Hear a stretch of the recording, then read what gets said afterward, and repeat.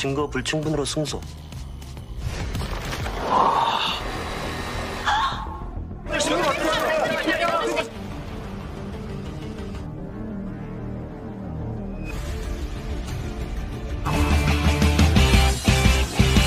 경고에서 어두워.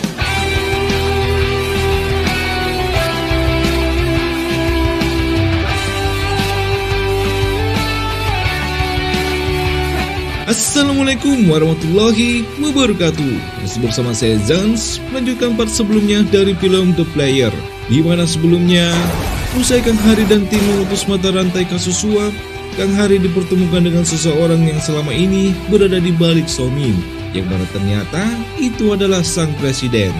Apakah sebenarnya maksud dan tujuan sang presiden melakukan kerjasama dengan Kang Hari? Well, tanpa berlama-lama lagi, siapkan kopi kalian dan atur posisi kalian senyaman mungkin. Dan inilah ceritanya.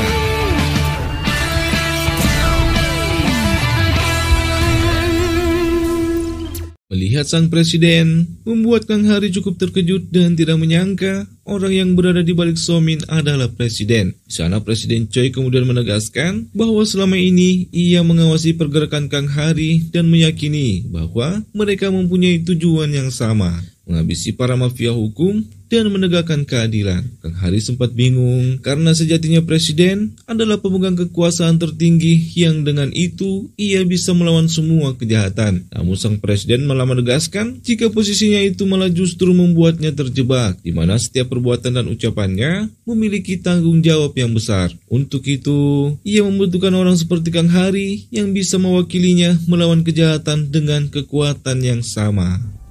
아주 큰 책임이 따릅니다. 나의 플레이어가 돼주세요.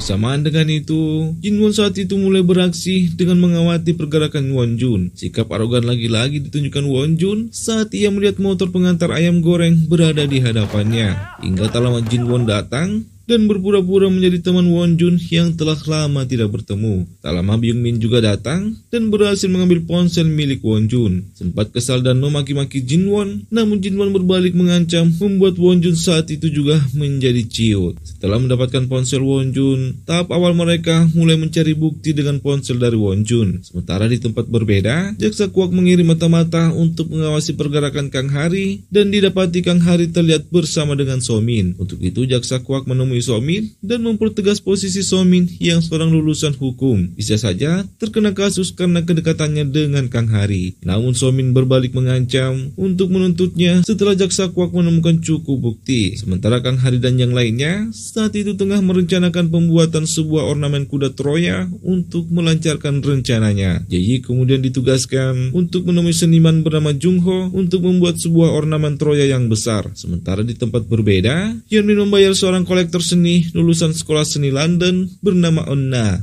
untuk mempromosikan galerinya. Dan ternyata Onna juga tidak terlepas dari target Byungmin dan Jinwon, di mana saat itu juga mereka menghampiri Onna dan mengaku bahwa mereka adalah penggemarnya. Namun di sana Byungmin malah membacakan semua tindakan ilegal yang dilakukan Onna, mulai dari penipuan hingga tidak terdaftar dalam lulusan sekolah seni London. Dan dengan semua catatan buruk dari Onna, mereka meminta Onna mau membantunya. 내가 부탁드릴 거는 뭐 하나 있죠. Sementara di tempat berbeda, Kang Hari dan Somin mencari sebuah kerajinan yang nantinya akan mereka jadikan karya seni yang luar biasa dengan harga senilai $300.000 yang nantinya mereka akan menggunakan nama Damian Lee. Yang dalam ceritanya, Damian Lee adalah seorang kolektor sekaligus master seni yang sebelumnya vakum dan kini kembali lagi. Dengan bantuan Enna yang seorang penggiat media sosial, nama Damian Lee akhirnya cepat dikenal oleh banyak orang.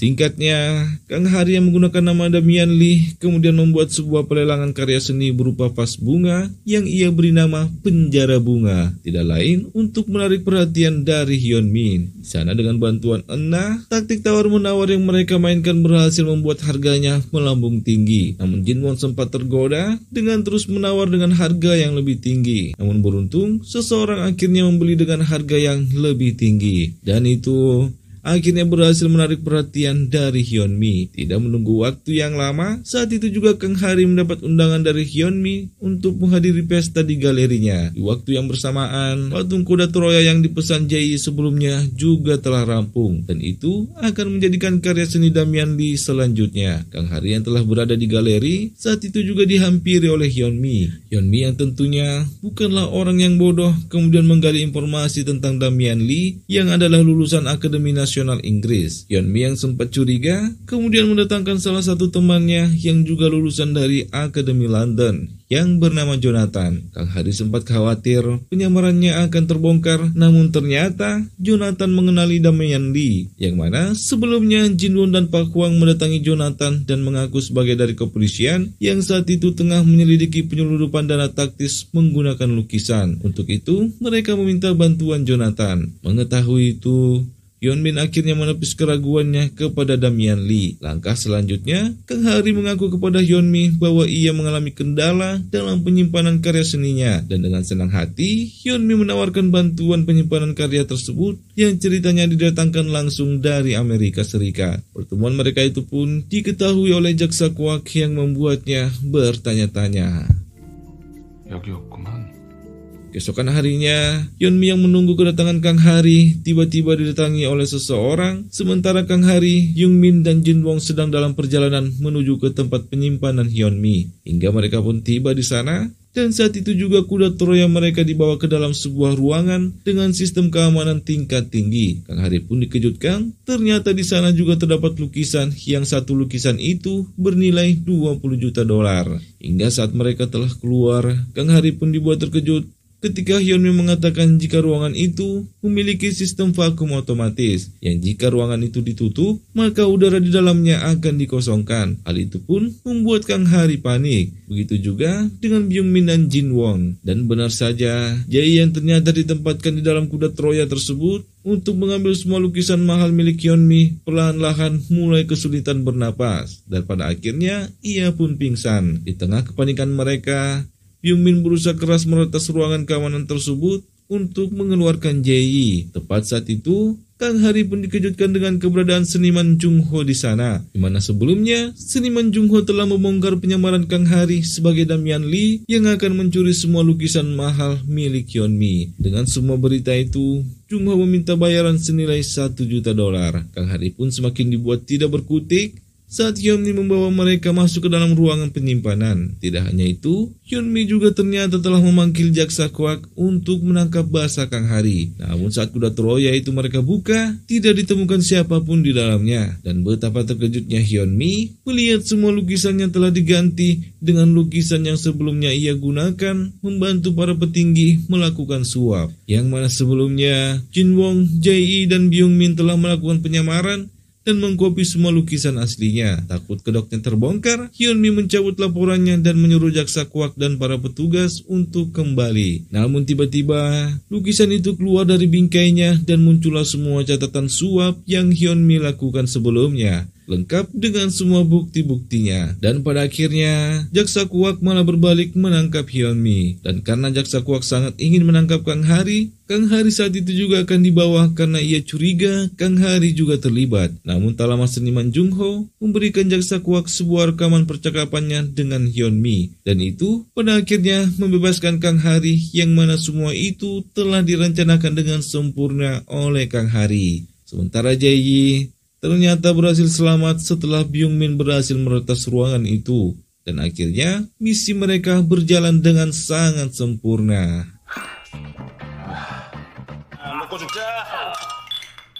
Di tempat berbeda, Won Jun yang masih dengan sikap arogannya menolak rencana ayahnya yang mengirim ia ke luar negeri. Hingga tak lama sebuah berita mengabarkan bahwa Won Jun terbukti bersalah telah menabrak Sang Wook dalam keadaan mabuk. Dan kini pihak kepolisian telah melayangkan surat penangkapan untuk Won Jun. Kepolisian bandara yang melihat Won Jun saat itu akan kabur, mereka kemudian bergegas untuk menangkapnya. Bersamaan dengan itu, Park Hwang mendatangi orang tua Sang Wook untuk memberikan donasi dari seseorang tanpa nama. Dan itu membuat orang tua Sang Wook menjadi sangat tersentuh, yang mana uang itu adalah uang hasil kerja mereka menipu Hyunmi. Jin Won merasa sangat bangga bisa memberikan uang itu kepada orang yang tepat.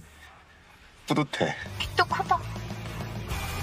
Di sebuah kantor kepolisian, terlihat seorang ibu sedang melaporkan putrinya yang tidak bisa dihubungi selama 2 hari. Pihak kepolisian saat itu juga membantu memeriksa di penginapan anaknya, dan betapa terkejutnya sang ibu melihat anaknya yang telah tergeletak di lantai dalam keadaan tidak berdaya. Bersamaan dengan itu, di sebuah kontrakan juga ditemukan seseorang yang bernama Han telah mengakhiri hidupnya. Han yang diketahui sebagai Raja Tanah Yonggung Dong setelah dipastikan ternyata tidak memiliki aset yang bisa dikonfirmasi, yang artinya Han tidak memiliki harta apapun. Kang Hari yang melihat berita itu saat itu juga menghubungi Jin Won untuk memulai misi baru mereka. 사건이 알아서 사.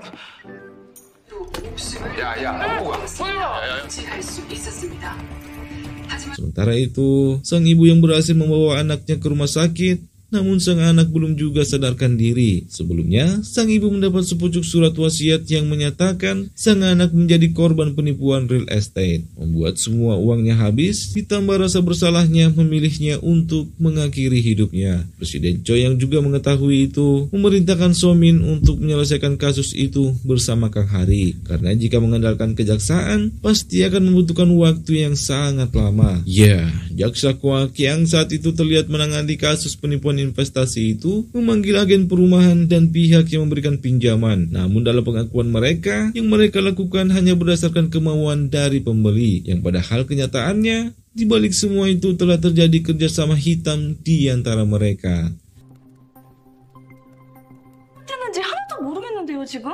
Jaksa Kwak juga mendatangkan sang developer yang bernama Choi, namun sang developer juga tidak mengetahui hal itu karena ia hanya memberikan kontrak sewa, dan semua itu atas persetujuan dari penyewa. Tidak adanya bukti yang kuat membuat Jaksa Kwak melepaskan mereka semua, dan itu mengundang reaksi publik yang mempertanyakan kinerja dari kejaksaan. Namun di samping itu, Kang Hari telah mengetahui siapa dalang di balik penipuan real estate itu, yang dalam penyelidikan Kang Hari, orang itu bernama seseorang yang tidak pernah muncul ke permukaan dan hanya bermain di balik layar. Dan ternyata Jaksa Kwak juga tidak tinggal diam, di mana ia menurunkan semua timnya untuk membuntuti agen perumahan, pegawai bank terkhusus developer Choi yang saat itu terlihat akan menemui seseorang.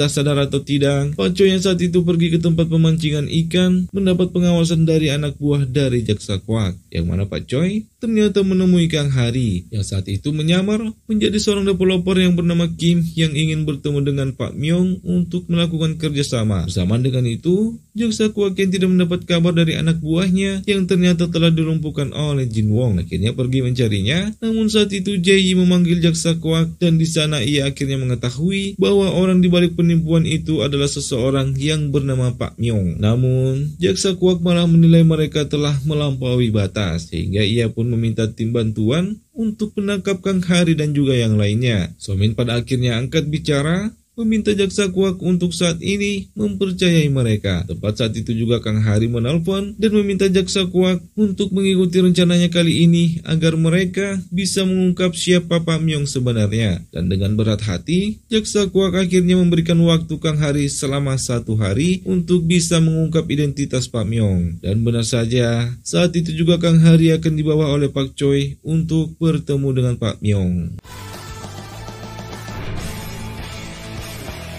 Diceritakan beberapa waktu sebelumnya, terlihat seseorang berjalan di sebuah kawasan perumahan, kemudian masuk ke dalam sebuah rumah, di mana di sana terlihat seseorang yang masih sadarkan diri, namun tidak dapat bergerak, yang saat itu akan diberi sebuah obat flu dengan dosis deodramin yang sangat tinggi, di mana orang itu rencananya akan dibuat mati seolah-olah karena serangan jantung. Lalu tak lama kemudian, dengan sebuah bantal orang itu pun dihabisi, dan akhirnya kita pun diperlihatkan siapakah sosok Myong yang dicari oleh Kang Hari. Dalam cerita Jaksa Kwak yang sempat menangani kasus itu, mengatakan jika ia sempat menemukan sebuah kertas kecil di dalam dompet korban yang bertuliskan nama Pak Myong. Dan dari sanalah Jaksa Kwak mengetahui modus yang digunakan adalah dengan mendirikan agensi real estate dan mengajak teman dan keluarga mereka seolah-olah telah membeli lahan di perumahan itu. Tujuannya untuk memancing para korban. 명 선생한테 접근할 계획을 세우고 있었어요. 명 선생이 쓰는 이름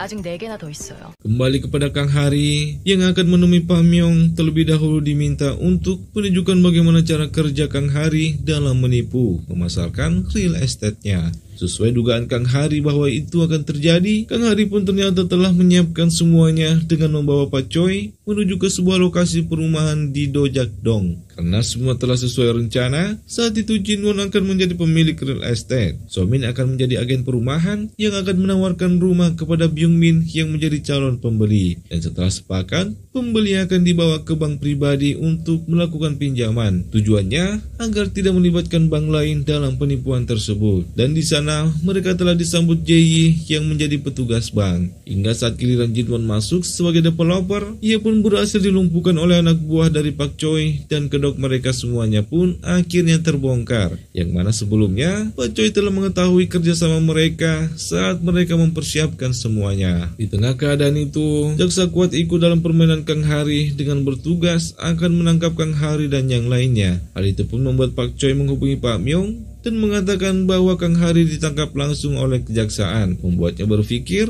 untuk perlu mewaspadai Kang Hari. Dan faktanya, jaksa kuat yang sebelumnya memberi Kang Hari waktu sehari, saat itu benar-benar akan menangkap Kang Hari dan yang lainnya. Namun Kang Hari menjelaskan bahwa penangkapan itulah rencana inti dari mereka, agar Pak Myong percaya bahwa mereka benar-benar seorang penipu. 사기를 입증할 증거가 없었으니까. Setelah cukup bernegosiasi dengan jaksa kuat, Kang Hari dan yang lainnya akhirnya dibebaskan, dan tepat saat itu juga Pak Choi menghubungi Kang Hari untuk merencanakan ulang pertemuannya dengan Pak Myong, yang mana ternyata Pak Myong adalah CEO sebuah perusahaan manajemen aset bernama Wisdom. Di sana ia memeriksa berkas atas nama Kim So-chan yang menjadi korban penipuan dari Kang Hari. Setelah itu ia pun akan mempersiapkan pertemuannya dengan Kang Hari, di mana Kang Hari yang tiba di lokasi menyuruh Jae untuk mengamati sekitar, sementara ia akan menemui Pak Myong. Hingga tiba di tempat yang dijanjikan, lagi-lagi Kang Hari dikelabui. Bukannya bertemu dengan Pak Myong, Kang Hari kembali bertemu dengan Pak Choi. Namun kali ini Pak Myong berbicara langsung melalui sambungan telepon yang disampaikan oleh Pak Choi, di mana saat itu Pak Myong mempertanyakan kebenaran apakah Kim So-chan memang benar-benar menjadi korban penipuan dari Kang Hari. Untuk itu, ia akan menghubungi Kim So-chan. Bersama dengan itu, anak buah Pak Choi terlihat masuk ke dalam lokasi pertemuan yang membuat Jin Won saat itu juga menghajar mereka semua satu persatu.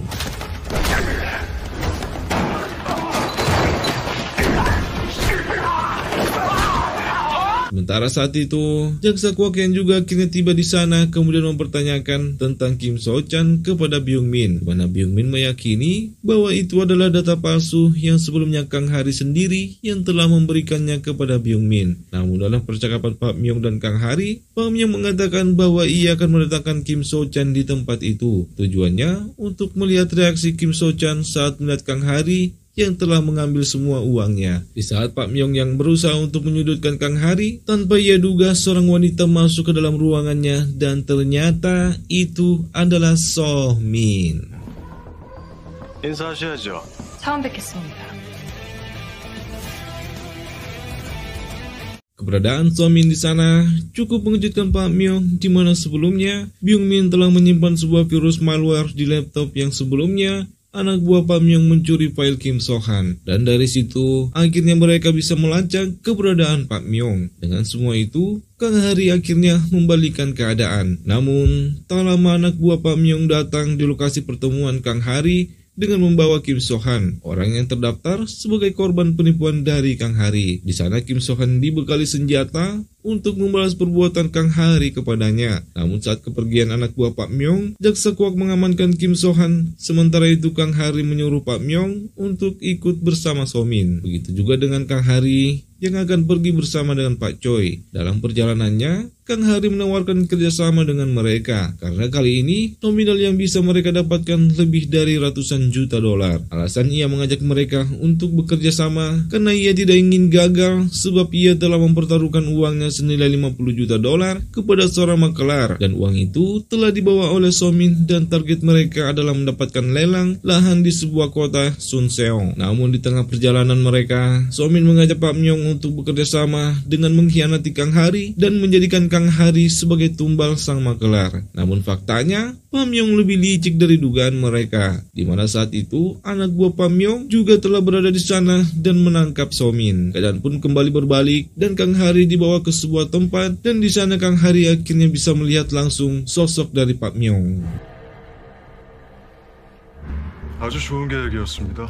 Di saat yang bersamaan, Jaksa Kwak, Byung Min dan yang lainnya akhirnya mengetahui bahwa Kang Hari ternyata benar-benar telah melakukan penipuan kepada Kim So-han. Kembali kepada Kang Hari yang mencoba bernegosiasi dengan Pak Myong. Namun Pak Myong menolak dengan alasan Kang Hari terlalu pintar sebagai rekannya yang sewaktu-waktu bisa menusuknya dari belakang. Takut Kang Hari akan berbahaya untuknya di kemudian hari, Pak Myong pun meminta anak buahnya untuk menghabisi Kang Hari. Namun tiba-tiba Jaksa Kwak dan yang lainnya datang dan menghajar anak buah Pak Myong.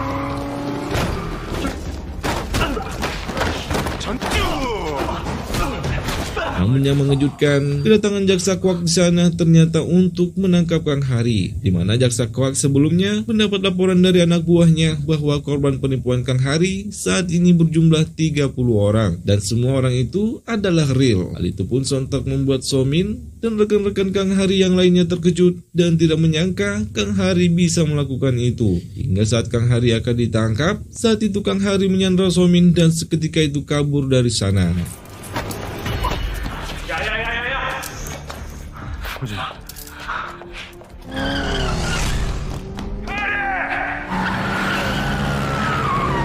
Karena penipuan Kang Hari yang nyata membuat Somin dan yang lainnya ditangkap oleh Jaksa Kwak. Namun di tengah penangkapan itu, Jeffrey Jung melalui anak buahnya ternyata telah mengamati pergerakan Kang Hari dan tepat saat itu Somin mendapat telepon yang saat itu diterima langsung oleh Jaksa Kwak. Dan betapa terkejutnya Jaksa Kwak mengetahui bahwa itu adalah Presiden Choi yang saat itu mengatakan bahwa Kang Hari dan Somin bekerja untuk dirinya.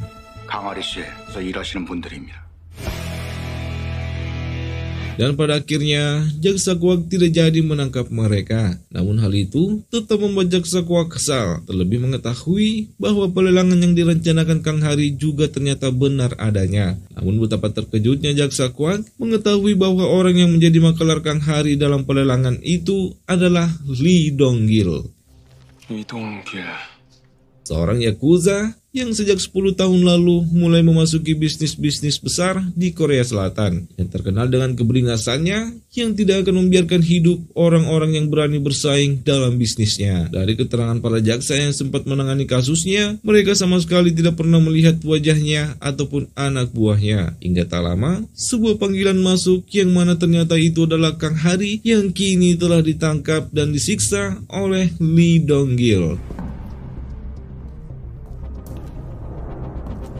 Dan ternyata panggilan itu juga terhubung kepada Pak Myong, di mana saat itu Kang Hari dalam ketidakberdayaannya meminta agar uang yang sebelumnya diambil oleh Pak Myong untuk segera dikembalikan, jika tidak mereka semua akan tewas.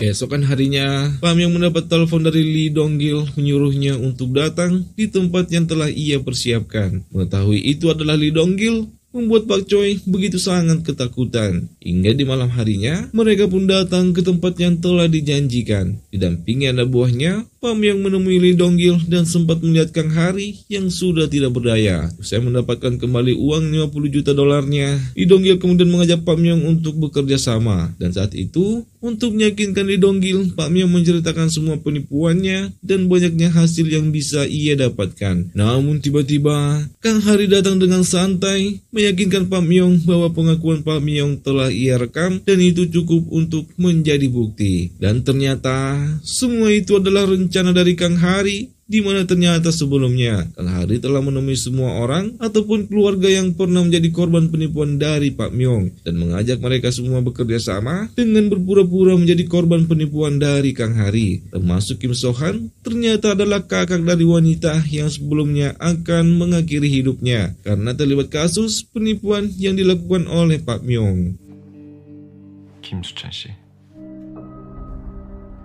Dan semua orang di hadapan Pak Myong ternyata adalah orang ataupun anggota keluarga yang menjadi korban penipuan dari Pak Myong. Dan yang menjadi Lee Dong-gil ternyata adalah Pak Hwang. Semua itu telah Kang Hari susun rapi agar rencana terlihat nyata oleh Pak Myong. Hingga tak lama, jaksa Kwak bersama bawahannya datang dan saat itu juga menangkap Pak Myong. Dan ia masih tidak percaya Kang Hari bisa menyusun rencana sedemikian sempurna. Bahkan ia sempat percaya dengan semua itu. 명주, Setelah semua tertangkap, Pak Myong yang akan dibawa ke kantor kejaksaan mendapat telepon dari seseorang yang mana ternyata Pak Myong adalah kaki tangan dari Jeffrey Jung. Dan yang mengejutkan, setelah mendapat telepon itu, Pak Myong dengan santai mengakhiri hidupnya. Kang Hari yang mengetahui itu tidak membuatnya terkejut dan malah menyuruh Somin untuk tidak percaya kepada siapapun termasuk ia ataupun presiden. Sembari mendapat laporan kegiatan Kang Hari dari Pak Hwang, Presiden Choi menatap Kang Hari dari balik layarnya dengan tatapan misterius. Di tempat berbeda, seorang terlihat membeberkan fakta kesesatan sebuah sekte yang sempat ia ikuti. Namun selang beberapa waktu, orang itu malah terlihat berada di dalam aula dengan sebuah kursi roda usai mengalami kecelakaan. Kedatangan ia di sana untuk sebuah pengakuan taubat. Dengan mengaku mendapat bisikan Tuhan, pemimpin sekte menerima penyesalan pria itu dan mengangkat hukuman Tuhan yang ia dapatkan. Dan akhirnya, pria itu bisa kembali lagi berdiri dalam tangisannya.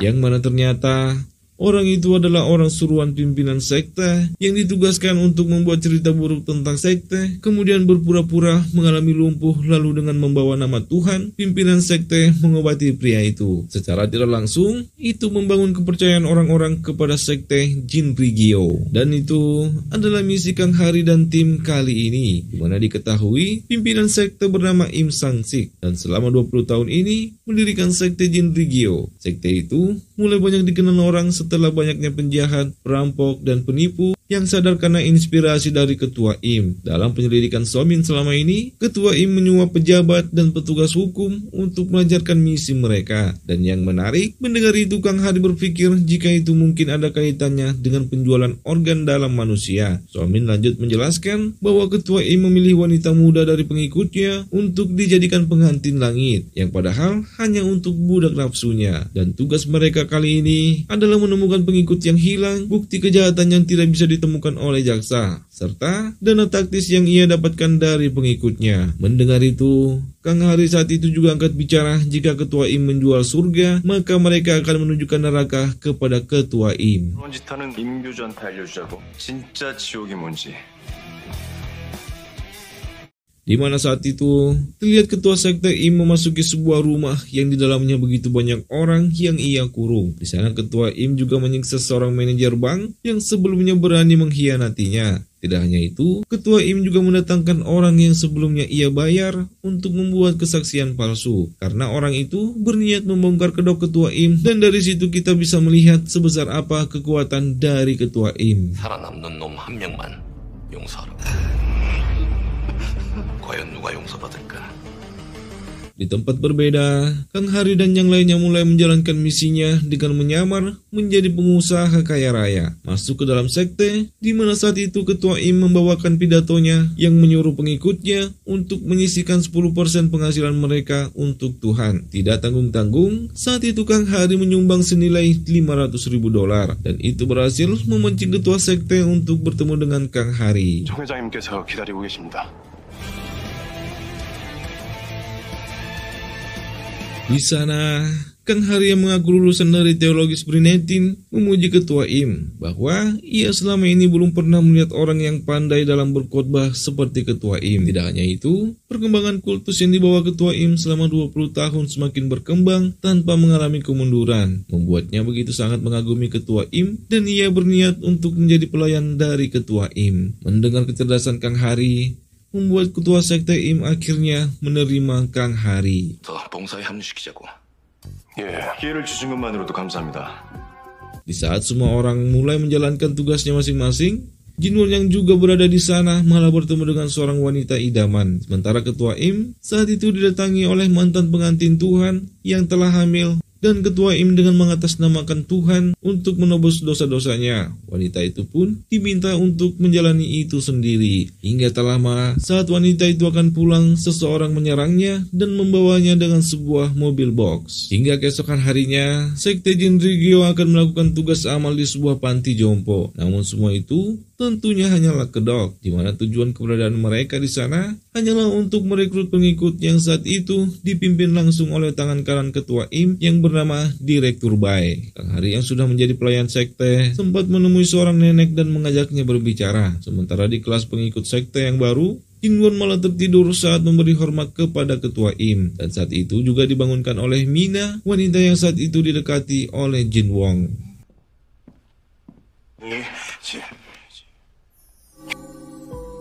Di tempat berbeda, Direktur Bai mendapat sanjungan dari Ketua Im karena sebelumnya ia mendapat pengikut yang banyak dari panti jompo yang bisa mereka manfaatkan. Namun Kang Hari juga mengajukan satu orang lansia bernama Lee Sunja, seorang lansia kaya raya dengan harta lebih dari 50 juta dolar, dan ia meyakini lansia itu sangat mudah untuk dimanfaatkan. Mengetahui itu membuat Ketua Im salut dengan kinerja Kang Hari, sehingga Kang Hari saat itu juga diangkat sebagai Bentara Jinrikyo dan menyuruh Kang Hari untuk datang di malam itu. Hal itu pun membuat Direktur Bai sedikit cemburu karena pengangkatan Kang Hari, di mana Kang Hari adalah pengikut yang baru. Setelah itu, Ketua Im tanpa sengaja melihat Mina yang saat itu roknya tersingkap saat bermain air bersama Jinwon, yang membuat jiwa cabulnya menggebu-gebu. Hingga malam harinya, Kang Hari yang saat itu menghadiri sebuah pesta para bentara dari seluruh dunia. Tak lupa, Kang Hari menyelipkan kamera pengintai di jasnya untuk merekam semua kegiatan mereka malam itu. Didampingi para wanita cantik, Kang Hari dipaksa untuk minum bersama pasangannya. Tidak hanya itu, sebagai syarat menjadi bentara, Kang Hari harus menggauli wanita di sana di hadapan semua orang. Awalnya Kang Hari menolak, namun Ketua Im memaksa hingga tak lama mereka pun semua pingsan. Yang mana sebelumnya minuman itu telah Somin campur dengan obat tidur, dan Kang Hari sebelumnya telah diberi obat agar tidak berefek kepada Kang Hari. Kang Hari pun tidak habis pikir sebejat itu kelakuan mereka. Untuk itu Kang Hari pun berencana akan menyingkirkan Direktur Bai sebagai langkah mereka perlahan masuk menguasai mereka. Setelah kejadian itu, Ketua Im memanggil para dokter untuk memeriksa apa yang terjadi dengan mereka semalam. Namun setelah dilakukan pemeriksaan, sama sekali tidak ada yang mencurigakan. Namun Direktur Bai saat itu mencurigai Kang Hari, namun Ketua Im menganggap bahwa Direktur Bai hanya cemburu kepada Kang Hari. Kang Hari yang saat itu membawakan khotbahnya di depan para pengikut Jinrikyo berhasil membuat orang-orang tersentuh, membuat Ketua Im semakin percaya kepada Kang Hari. Bahkan saat Direktur Bai membeberkan bahwa Kang Hari bukanlah lulusan teologis Brinchaitin, Ketua Im malah memarahi Direktur Bai dan menyuruhnya untuk fokus mengawasi lansia Lee Sunja, lansia yang menjadi rekomendasi dari Kang Hari sebelumnya. Saat itu juga Direktur Bai yang menjalankan tugasnya akhirnya mengetahui bahwa Lee Sunja bukanlah lansia melainkan wanita yang masih muda, yang tak lain itu adalah Jae.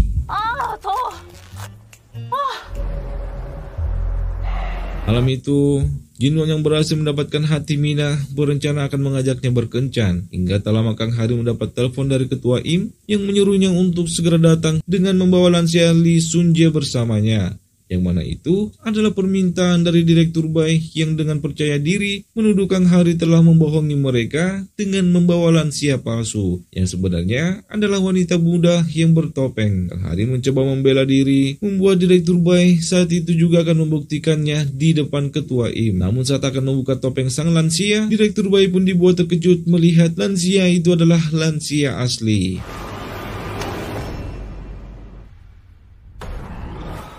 이게 무슨 결례입니까? Mengetahui itu, Ketua Imnya merasa telah dipermalukan, saat itu juga memberi hukuman berat kepada Direktur Bai. Dan pada akhirnya, Direktur Bai berhasil disingkirkan, yang mana ternyata lansia yang bernama Lee Sunja adalah korban dari penipuan Ketua Im. dan berniat akan membantu Kang Hari untuk membongkar kedok dari Ketua IM. Dengan disingkirkannya Direktur Bai, Kang Hari semakin mendapat kepercayaan dan akan dibawa ke sebuah tempat suci, yaitu sebuah tempat rahasia di mana ia menyimpan semua yang ia miliki. 나의 전부가 있다고 보면 돼. 깨. 나의 상지를. Di tempat berbeda, Jinwon yang menyempatkan diri membeli bunga untuk Mina mendapat pesan dari Mina bahwa kencan mereka ia batalkan karena tiba-tiba Ketua IM ingin menemuinya. Di sana Ketua IM dengan membawa nama Tuhan mengatakan Tuhan telah menunjuk Mina untuk menjadi pengantin langitnya, dan itu adalah kehormatan untuk Mina. Mina yang ketakutan namun dibuat tidak bisa berkutik karena menganggap Ketua IM adalah utusan Tuhan, di mana Jinwon yang takut terjadi sesuatu dengan Mina berlari secepatnya menuju sekte Jin Rigeo. Kang Hari yang juga berada di sana membunyikan alarm untuk mengelabui penjaga, dan Somin telah bersiap menemui Ketua IM dan mengaku ingin menyampaikan sesuatu secara pribadi kepada Ketua IM. Namun tak lama Kang Hari datang menyampaikan bahwa ia mendapat kabar dari rekannya bahwa kejaksaan akan menggeledah kediaman Ketua IM. Namun Ketua IM yang memastikan itu ke kepala kejaksaan mengatakan bahwa kabar itu hanyalah kabar angin. Kemudian menyuruh Kang Hari pergi dan ia kembali menemui Somin. Dan saat itu juga Ketua IM berniat menghabisi Somin karena ia sejatinya curiga kekacauan yang belakangan ini terjadi adalah ulah dari Somin. Di tengah ketidakberdayaannya, Somin saat itu beralibi dan menawarkan investasi menarik kepada Ketua IM dengan mata uang kripto. Tujuannya agar Ketua IM bisa dengan mudah menyembunyikan hartanya. Namun Ketua IM tetap saja tidak percaya dan kembali berniat menghabisi Somin. 헛소리라는 거 내가 아주 잘 알고 있거든. 더 재밌을 거야.